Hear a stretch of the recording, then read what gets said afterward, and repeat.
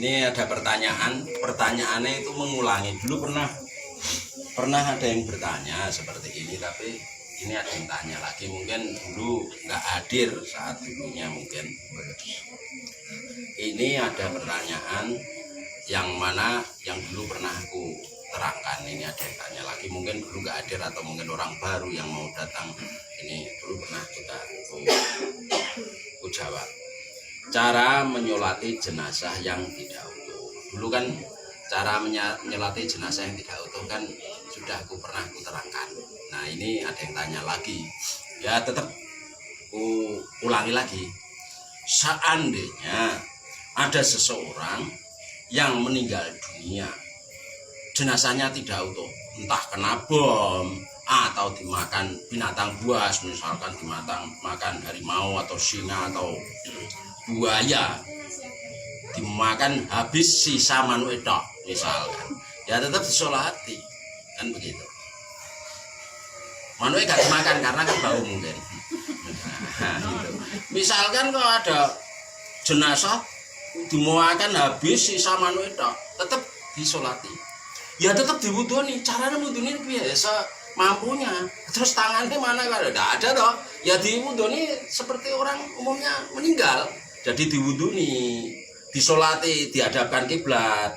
Saat sholat dihadapkan kiblat, hadapnya kiblat gimana? Ya dikira-kira manuknya gini. Oh ini salah, ini gimana kira-kira lah? Dikira-kira sendiri kurang lebih kira-kira menghadap kiblat. Orang ini seandainya rohnya utuh, roh tetap utuh ya. Misalkan diperkirakan jasadnya utuh, itu menghadap kiblat. Kan begitu. Ya seperti biasa, tetap diwuduni, disolati, disucikan dan lain-lain, dikafani, tidak boleh terus dikasih plastik. Misalkan dikasih plastik resek, manuk dikasih plastik resek, sai taleni cepet ke di mulut gini, naik ngondor menuju ke makam, sampai makam dilempar ke, ditibak ke, terus diuruk, ya, tetap seperti umumnya.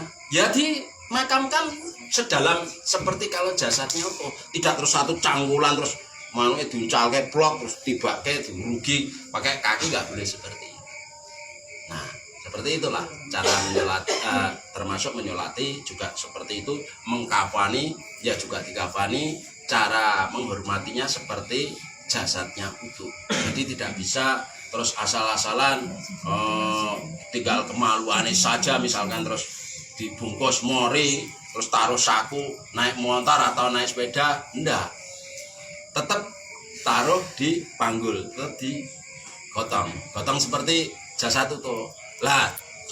Terus mesti berpikir lah itu nek di panggul nanti iso obah-obah kesana kemari kan gitu, wong mau silik sak gelombol kan gitu. Ya piye caranya lah supaya tidak bergeser kesana kemari.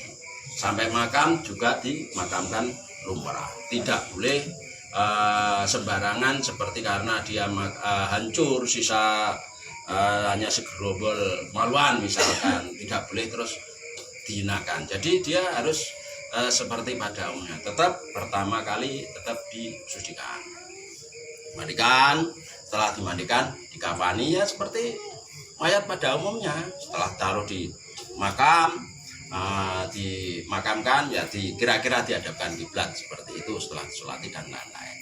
Pokoknya tidak boleh dihinakan. Seandainya toh ada orang meninggal dunia yang mayatnya tidak utuh, itu kurang lebih seperti itu. Dulu itu sudah pernah aku terangkan masalah itu.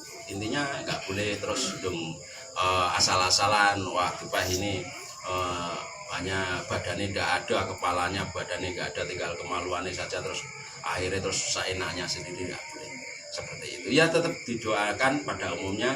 Dan kalau orang meninggal muslim yang orang sekitar sini lah Kudus biasanya ditalkin, ya ditalkin seperti dianggap saat jasadnya.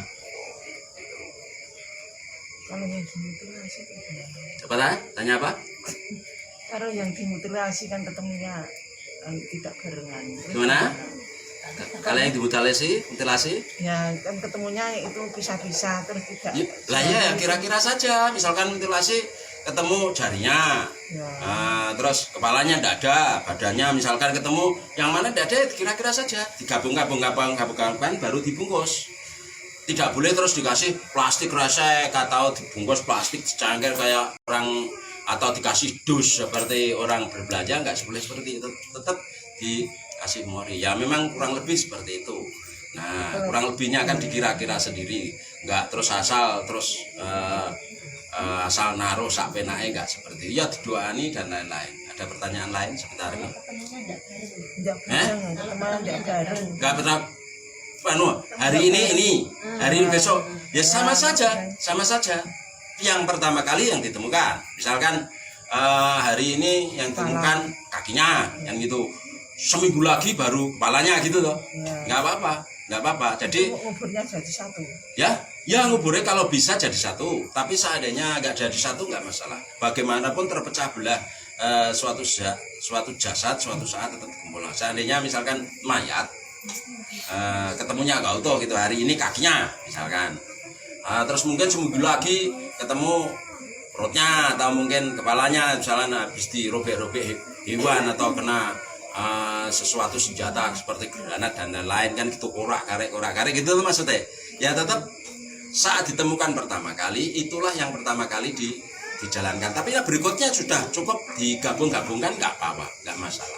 Kurang lebihnya seperti itu. Iya, dikumpulkan di atas ya, misalkan ditanam, dipedem, dikubur, disesuaikan saja. Misalkan kok dipisah-pisah ya nggak masalah. Seandainya hari ini dapat sini, di sini terus dipedem di sini, lain hari seminggu lagi dapatnya jauh di sana, misalkan di sungai, terus hari ini ketemu di sini, hari berikutnya ke sungai jauh sudah berkilo-kilo dimakamkan.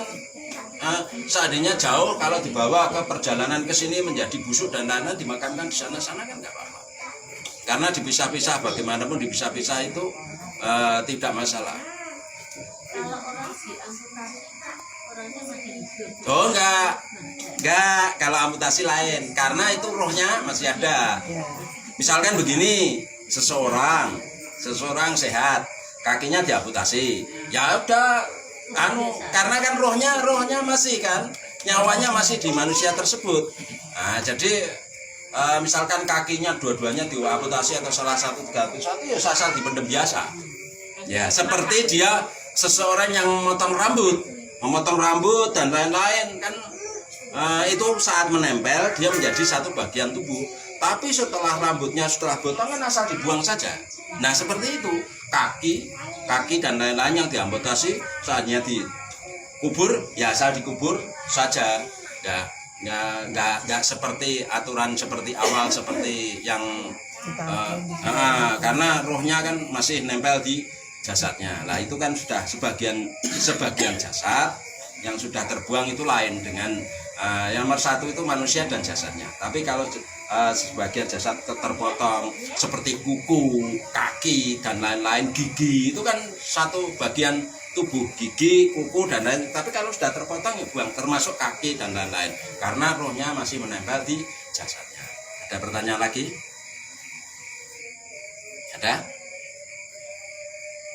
lagi? Ini ada yang tanya, ini juga dulu pernah aku jawab ini. Riwayat Andan itu bagaimana? Nah, gitu. Itu riwayatnya Abdullah bin Yaid itu begini. Dulu saat sahabat Nabi itu waktu masih ada Nabi, waktu sholat pertama kali, caranya memanggil sholat bagaimana? Itu kebingungan. Ada yang mau membakar api, usul membakar api. Bakar api di gunung, yang mana kalau api terlihat itu waktunya sholat datang. Kan gitu. Itu kalau malam kelihatan, nah kalau siang kan enggak kelihatan dari jauh. Terus ada yang pakai lonceng, ada yang usul pakai lonceng saja, lonceng dibunyikan itu untuk memanggil orang sholat. Ada yang pakai tompret, usul pakai tompret. Terus Abdullah bin Zaid itu bermimpi didatangi seseorang yang pakai jubah hijau membawa lonceng. Saat itu Abdullah bin Zaid mau membeli lonceng untuk caranya manggil adzan pakai lonceng. Tapi akhirnya nggak jadi karena Abdullah bin Zaid itu bermimpi kepada diajari ucapan-ucapan lafaz-lafaz adzan seperti yang adzan kita yang sudah sekarang ini berada, itu riwayatnya Abdullah bin Zaid. Nah, setelah Abdullah bin Zaid itu bermimpi seperti itu, lafal-lafalan, dan terus disampaikan ke Nabi, ke Rasul, bahwa aku bermimpi seperti ini. Nabi cocok. Habis itu Nabi memanggil Bilal bin Rabah. Bilal dipanggil, disuruh ngajari Abdullah bin Zaid, disuruh ngajari ucapan-ucapan kalimat-kalimat adzan kepada Bilal bin Rabah. Setelah diajari, setelah hafal, terus Bilal bin Rabah yang adzan pertama kali. Riwayatnya seperti itu.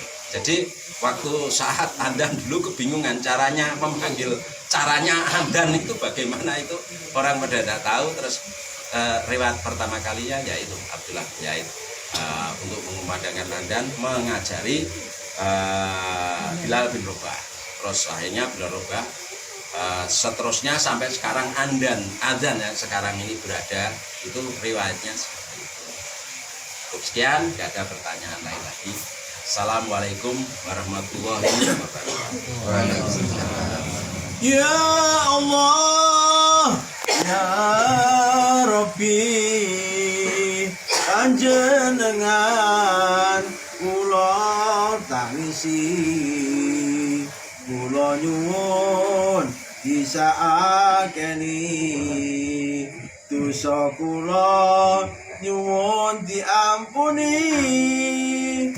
Para santri putra lan putri mulai iki sregep ngaji kanggo sangu yen wis mati, yen ditimbali marang Gusti kabeh manungsa bakal mati, yen wis mati terus diatusi diwuduni yatime